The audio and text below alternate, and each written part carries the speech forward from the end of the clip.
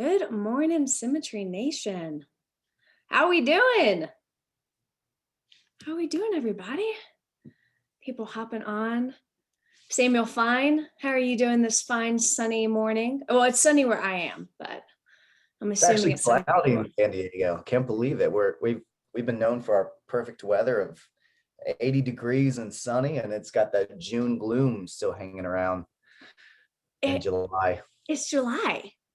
I It's know. July though.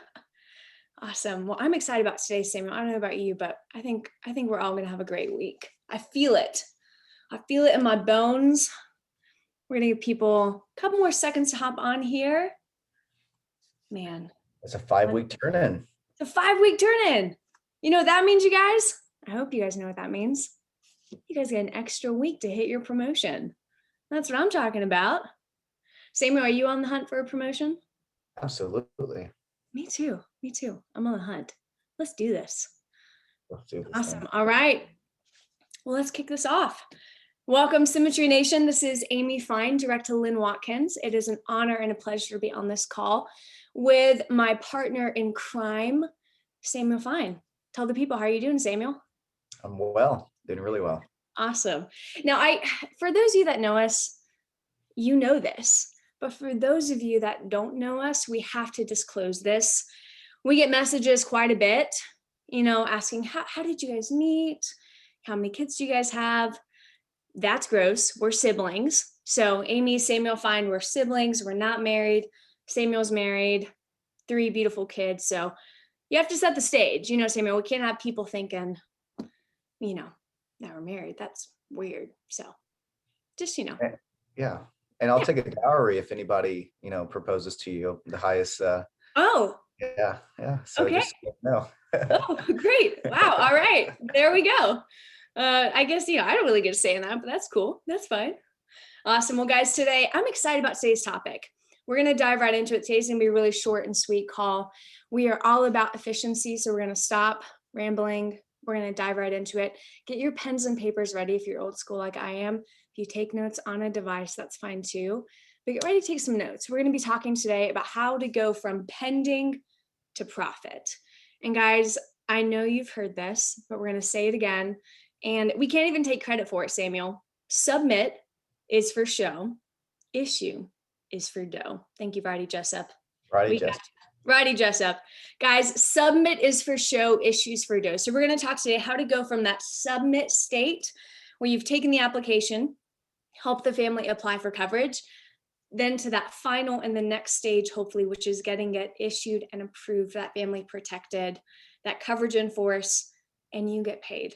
So I don't know about you guys, but when I was new and I had my spreadsheet of pending policies, I had more pending than I had approved, and that was for a few things. So today we're going to be going over some tips and tricks you guys can actually apply today, this week in your business to help you get to that next level of getting those pending policies issued and paid. Samuel, I don't know about you, but I like getting paid for the work I do.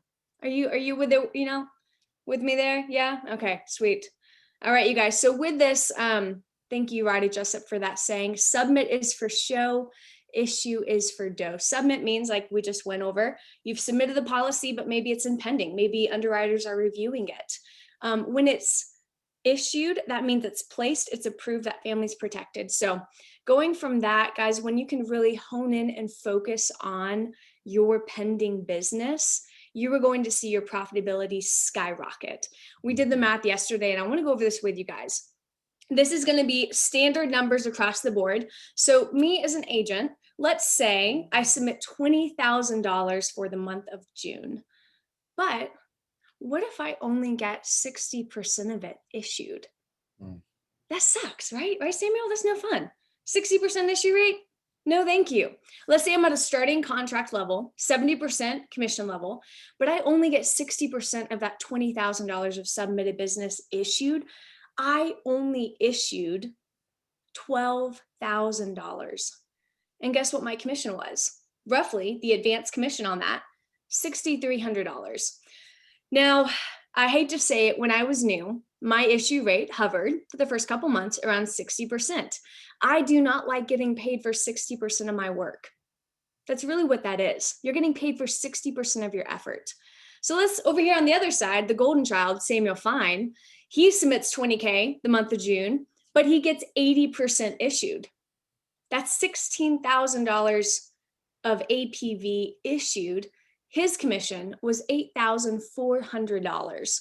That is a $2,100 difference in profitability just by increasing your approval rate, getting those policies from pending to approved by 20%. So we're going to help you guys with that today, because I don't know about you, but I don't like the fact that Samuel made $2,100 more than I did.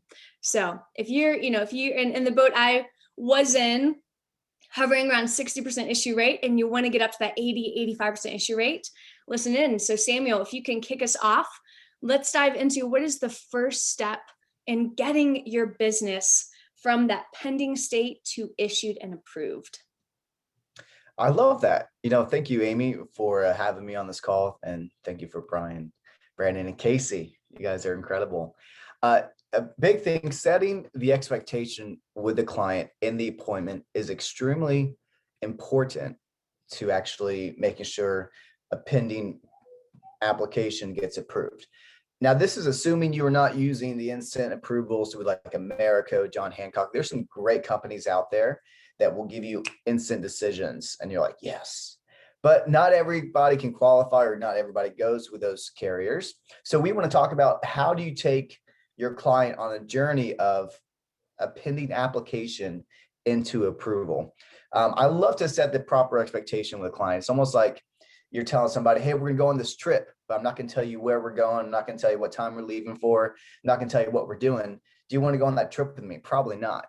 And so before you take your clients into this pending process, you want to set the proper expectation of what that looks like. I stole this from Casey Watkins a long time ago on one of the audios recorded on SoundCloud. He said, now listen, we're going to submit this application in today. Now, if it does not get approved, don't be mad at me, all right? We're going to go with plan B. And every time the client's going to tell you, oh, we won't be mad at you. But it's amazing how many people get mad when they get declined. But so if you actually have that proper expectation with the client, hey, if this is right now, from what I'm seeing, this is the best fit. If for whatever reason, if we can't get approved for that, we're going to transition to something that will get you approved. Is that okay? Can we do that? The client's totally cool with that. What I like to do is, once you write the app, you submit the application to the carrier. Before you exit that Zoom call, or before you leave the appointment in the home, there's a few kind of expectations that you want to set with the client. The first one is, let them know, hey, sometimes the clients or the carriers will require a phone interview. What's the best number for them to call? I love actually setting that expectation there, because so many times, in the beginning, I would have phone interviews with these carriers, and they'd be trying to call the client, the client's not answering the phone. And then it's just like trying to, tackle somebody that you don't see. So that's why it's really important to make sure you set the expectation of a phone interview. Second, I always say there's probably going to be some additional questions. Now, what's the best way for me to get a hold of you? I like asking that question because sometimes clients prefer text message. Sometimes clients prefer a phone call. Sometimes like, hey, shoot me an email. But I want to establish a great and healthy way of communicating with the client right off the get-go, so that there's no chasing around and trying to tie the client down to complete some of the pending requirements that may pop up. So the huge and most important thing that you want to focus on is writing the app. Sometimes, especially if you're a new agent, you're writing the app, you're like, I can't wait to get off the Zoom call, I did it. Or you're in the home and you're like, I can't wait to get my car, I did it. And that's great. I'm so proud of you for writing the app. But the business really starts once you leave that appointment. So establishing a healthy form of communication, a healthy expectation of what may come down the pipeline for the client will help you issue your issue your pending business sooner than later. That's so good. And it's that whole, correct me on this, it's you want to under promise, over deliver. Is that no, maybe? Yes. Am I? Okay, sweet. I'm getting a head nod. So with this, you're almost laying out like worst case scenario. Worst case scenario, you might get declined. Worst case scenario, there might be, outstanding requirements, maybe a questionnaire that needs to be filled out and signed, maybe a phone interview. Each carrier has got different ways and means of doing outstanding requirements. And, like Samuel said, it might be as simple as, hey, an underwriter might have a quick question about something. What is the best way to get a hold of you? And two, Samuel, I love you've been doing this for years, where you let the client know, hey, if there's an outstanding requirement, it needs to be addressed within 24 hours.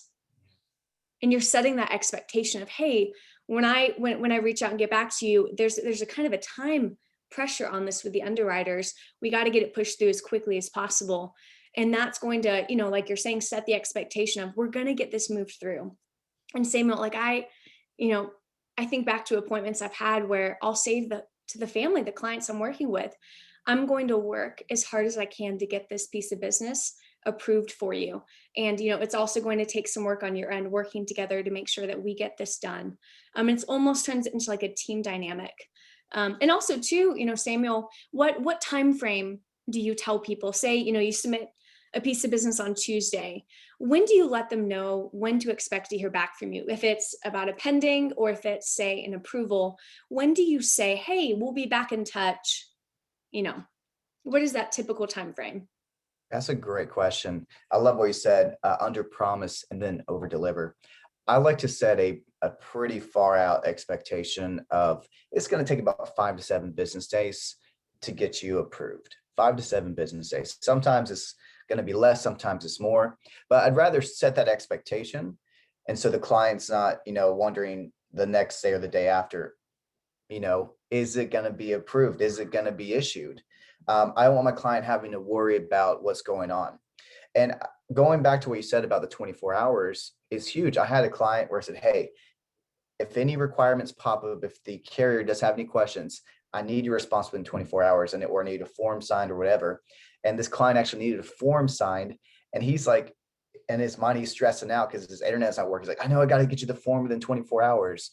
But it's like, when you set that proper, healthy expectation with the client, they're going to do what they can to make sure that's done. Now, if you don't do the expectation, they may drag their feet. So being just really firm and confident, saying, this is what we're going to do. And then the client's going to, they trust you, they like you, they've already written the application with you. They're going to make sure those requirements get in, but that doesn't always happen. And you go into pending status for a long time because there's not that proper expectation established.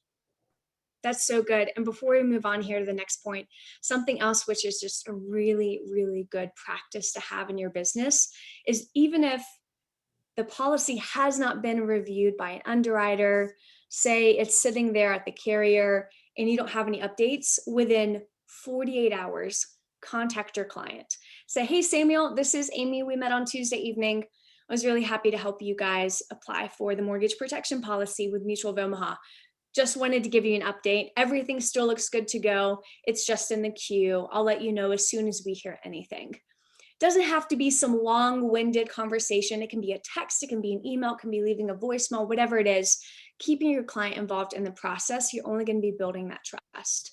So in this, you guys, we're going to be moving on to step 2. So step 1, which we just went over, is setting the expectation with the client.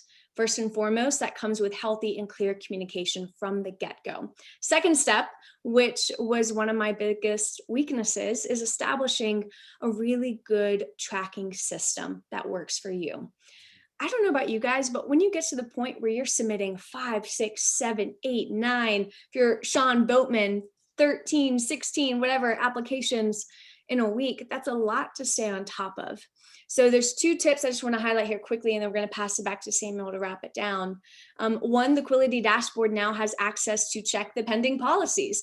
Now, all of the carriers are listed. You might have to log into some of them to access those direct reports, but we're getting one step closer to having it all in one place. So the way you go about that, how to find that, is you log into the Quility dashboard, go to new business, and under that drop-down tab, you'll see pending policies.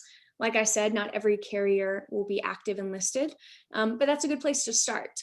What I would also recommend doing, and this is in my agency, this is a non-negotiable, create a spreadsheet. Create a spreadsheet that you can have month over month, keep it updated, and you want to have the status in there, the client's name, what carrier, what the APV was, any outstanding requirements. You want to have it all in one, just at a glance look that you can see where your business is at. If you're not tracking it, it's going to fall through the cracks. It's going to. So that's just really, really important to establish. And on that, following up with the carriers, and Samuel, I'm going to pass it to you here. I would love to hear your thoughts on this too. When we say I submit a policy with Americo, and maybe I miss a portion of the application, or I didn't answer a question correct, whatever it is, and it goes into a pending state, I'm going to be in communication with the underwriters, with that carrier, with the, it's not the new business, but just pending policy department. And guys, when we're working with these carriers, keep in mind that you are establishing a relationship with the carriers as well. If it's, being polite and kind and courteous on the phone, if it's an email. So, in the past, Sam, I know you've seen this too, where sometimes agents get frustrated and you might be upset that something's not getting approved. The last place to take it out with is with the insurance carrier. They are on our team. They want to see this business get approved just as much as we do. And so in that, make sure that you are establishing healthy lines of communication with the carriers. If there is something outstanding, I'm a big fan of calling the carrier, call the carrier if something's outstanding or if something's just pending. I can't tell you how many times, there was a policy that was just sitting there pending. And then I called, touch base with, someone. They said, well, yeah, it's pending. Underwriter hasn't reviewed it yet, but hopefully, the next day or two, we'll get to it. And then fast forward 2-3 hours later, I get an email that's been approved. I don't know if it actually had anything to do with the fact that I called, but I like to think it does, Sure So Samuel, before we go into, the last and final step, which is following up with the client after the final decision, any tips that you would add to building that connection with the carrier and getting the business pushed through and approved? That's huge. Ayers and Cicely Newsom say the quality of your questions determines the quality of the answer that you're looking for. What that means for me, especially when we're working with these carriers, you may communicate via email. Some of them have, a chat form listed on their website, whatever that is. I always found that, instead of asking closed-ended questions of like, do you need anything? Or asking, say, is everything okay? Like those things don't really get you the responses that you're looking for. So a few things I like to do, because these guys work for you, especially if you submit a ton of business to them, they're going to see your name pop up on a regular basis. When they see Samuel Fine's name on there, I want them to be like, oh, I'm going to push this through on the top of my priority list because I like Samuel. He's a great guy. Like that's the type of relationship I want with these underwriters. How that happens is, just a polite question like, hey, thank you for everything that you're doing. I really appreciate your help. What other things do you need to push this application through? How long do you think it's going to take? What questions do you have for me? Like there's just a great way that you can go into these conversations with underwriters, whether it's over the phone or via email. I always like to start with a compliment. These guys work so hard for us, for Symmetry Financial Group. We want to represent Symmetry in a really good light. So we don't want to come in and guns a-blazing. I remember about a few months ago, I had an agent had a pending policy with a carrier, and this person's hot. He's like, I've called them so many times. I've submitted them everything they need. It's not being issued. They're asking for more questions. And so I'm like, all right, let's call the carrier together. So I get on the phone, the carrier, we call new business. And all of a sudden, this individual is just like venting all of his frustration and disappointment that the policy has not been issued yet, saying all these things. And I could feel the underwriter thinking, I don't know if I want to help you out right now. So what I stepped in and said, hey, listen, obviously, Mrs. Underwriter, Mr. Underwriter, it's been pending for a while. You guys are incredible. I know my agent's a little bit frustrated, but we know you guys want to help us out. What do we need to do right now? What do you need from us to expedite this process? Can you take a second look at it? Is there anything that we're missing? And so she's like, okay, just that response, because I came into it with a different spirit.